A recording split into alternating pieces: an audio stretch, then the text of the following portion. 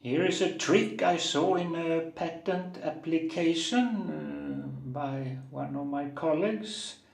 Shoes with Velcro fasteners for the sole. He mentioned that if you have a problem maybe to keep the sole on the shoe at the front, you may take the Velcro up onto the front. He actually had it all up on the front, not so maybe but I have it up here for, what is it, half an inch or so. If you see, let's see if I can fold one down here maybe.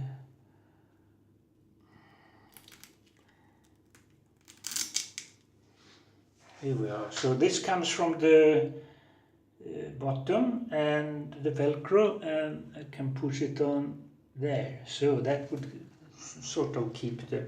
It was a bit interesting because I put on here a new piece of rubber, but the rubber wasn't good. It was oily, so the contact adhesive didn't stick to it, so it tended to come off the whole thing. I screwed in here a screw because there's plenty of material in the sole, and another screw here, but that didn't even hold. So now this is the next one here. Now with good Velcro fastener, and even this carrying it up to the bit onto the front of the shoe, it should be okay. Should be some things to mention here. So I took off a long time ago. The original sole broke in the middle or something. These are Southeast Asian, actually Bangkok shoes, made in tailor-made, or is a custom made in Bangkok. I put on a new rubber sole, but that one broke, so it's broken here.